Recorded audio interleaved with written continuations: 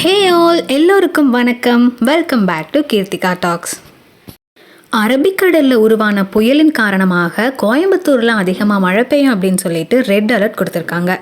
அது மட்டும் இல்லாமல் நேற்று நான் நியூஸில் பார்த்தேன், கோயம்புத்தூர் கலெக்டர் பவன்குமார் வந்துட்டு பேரிடர் மீட்பு குழு எல்லாம் கூப்பிட்டு மீட்டிங் எல்லாம் போட்டிருக்காரு.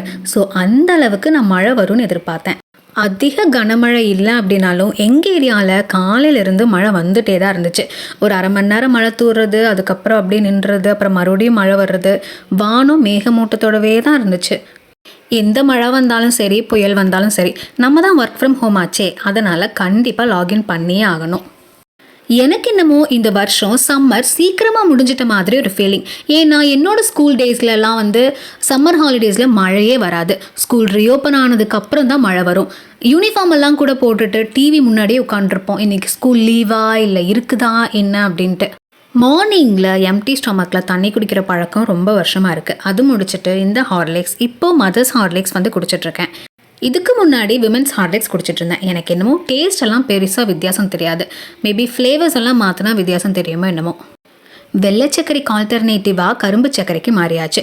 ஸ்வீட்டு பாயசம் இல்லைனா வேறு ஏதாச்சும் ஸ்வீட்லாம் பண்ணும்போது கூட கரும்பு சர்க்கரை, மண்டை வெல்லம், பனங்கற்கண்டு இல்லைனா கருப்பட்டி யூஸ் பண்ணி தான் பண்ணிகிட்ருக்கோம்.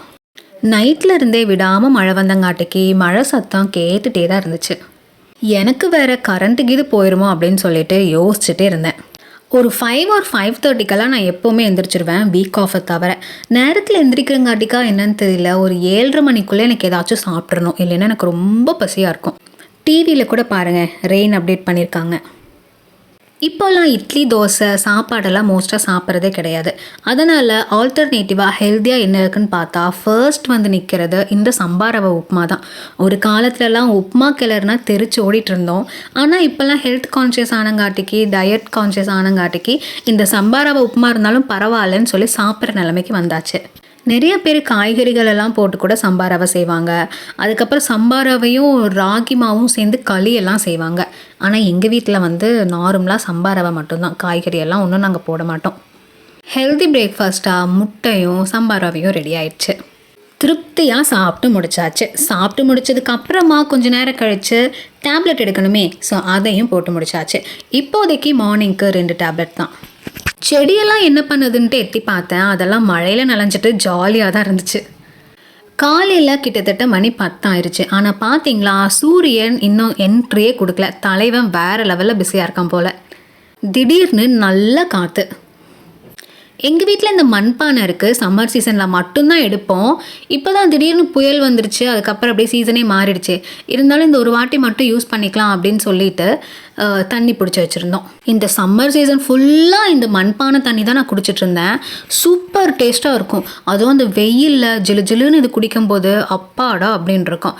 நான் வந்து இதில் எக்ஸ்ட்ராவாக என்ன பண்ணுவேன் என்ன தெரியுமா, இந்த கற்பூரவள்ளி இலையும் துளசி இலையும் ஒரு துணியில் கட்டி உள்ளே போட்டுருவேன். அது இன்னும் டேஸ்ட்டாக இருக்கும். அப்படி இப்படின்னு சொல்லிட்டு எனக்கு என்னமோ இன்றைக்கி ரொம்ப சீக்கிரமாக நாள் போன மாதிரி இருந்துச்சு. திரும்பி பார்க்கும்போது மத்தியானம் ஆயிடுச்சு, சாப்பாட்டு டைமும் வந்தாச்சு. இன்றைக்கி சண்டே இல்லையா, அதனால் என்னை பார்க்குறதுக்காக கெஸ்டெல்லாம் வந்திருந்தாங்க. என்னோடய சின்ன அத்தை வந்திருந்தாங்க, எனக்கு சாப்பாடு செஞ்சு கொண்டு வந்திருந்தாங்க. லெமன் சாதம், தேங்காய் சாதம், புளி சாதம், அதுக்கப்புறம் வடை, பாயசம் எல்லாமே கொண்டு வந்திருந்தாங்க. இந்த மாதிரி மூமெண்ட்ஸ் எல்லாம் நம்மளோட மனசுக்கு ரொம்ப ஹாப்பினஸை கொண்டு வரும். நம்மளை பார்க்குறதுக்காக நம்ம யாராச்சும் வந்தாவே ரொம்ப ஹாப்பியாக ஃபீல் பண்ணுவோம். ஆனால் இந்த எக்ஸ்ட்ரா ஸ்டெப் எடுத்து இதெல்லாம் செஞ்சு கொண்டு வரும்போது வாவாக ஃபீல் ஆகும். டேஸ்ட்டு அல்டிமேட்டாக இருந்துச்சு. ஜம்முன்னு திருப்தியாக சாப்பிட்டு முடிச்சாச்சு. எனக்கு மட்டும் கொண்டு வரல, எங்கள் வீட்டில் எல்லாத்துக்குமே தான் சாப்பாடு கொண்டு வந்திருந்தாங்க. ஈவினிங் ஆயிடுச்சு. அண்ணா, அக்கா, அத்தை எல்லாருமே வீட்டுக்கு கிளம்பி போயிட்டாங்க. மழையும் ஒரு வாட்டி பேஞ்சிட்டு விட்டாச்சு. நான் கொடை பிடிச்சிட்டு மாடியில் போய் ஒரு ரவுண்ட் என்ன தான் நடக்குதுன்னு பார்க்கலான்னு கிளம்பியாச்சு. காலையிலேருந்து மழை வந்துட்டே இருந்தங்காட்டிக்கு செம்ம ஈரமாக இருந்துச்சு. எனக்கு தெரிஞ்சு இன்னும் 2 நாளைக்கு ஃபேனே ஓடாதுன்னு நினைக்கிறேன். ஏசியும் அப்படி தான், எல்லாம் ஆஃப் பண்ணி வச்சுருப்பாங்கன்னு நினைக்கிறேன். இயற்கையே ஏசி போட்ட மாதிரி இருக்குது கோயம்புத்தூர். இப்போ தான் குழு குழு கோயம்புத்தூருங்கிற வார்த்தைக்கே அர்த்தமாக இருக்குப்பா.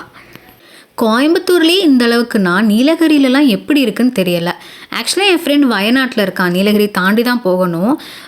அங்கே வந்து மிஸ்டாகவே இருக்குது. எனக்கு அடிக்கடி வீடியோ காலெல்லாம் பண்ணும்போது நான் பார்ப்பேன்.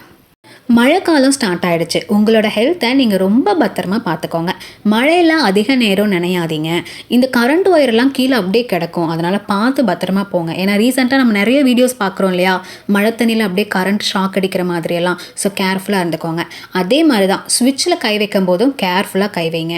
இப்போ நம்மளுக்கு சுடுதண்ணி அதிக தேவை அப்படிங்கிறங்காட்டிக்கு கெட்டில் அதிகமாக யூஸ் பண்ணுவோம், வாட்டர் ஹீட்டர் அதிகமாக யூஸ் பண்ணுவோம். அதெல்லாம் ஸ்விட்ச் ஆஃப் பண்ணியிருக்கீங்களா அப்படின்னு சொல்லி பார்த்துட்டு கேர்ஃபுல்லாக தொட்டு பார்த்து ஹேண்டில் பண்ணுங்கள். வீட்டை சுற்றியும் மழை தண்ணியெல்லாம் தேங்காத மாதிரி பார்த்துக்கோங்க. ஏன்னா அங்கே தான் நம்ம தலைவன் கொசு உருவாகுவான். அப்படி உருவாச்சுன்னா நம்மளுக்கு வேறு என்ன மலேரியா, டெங்குங்கிற மாதிரியான விஷயங்கள்லாம் வரும். ஸோ அதையும் பார்த்து ஹேண்டில் பண்ணிக்கோங்க.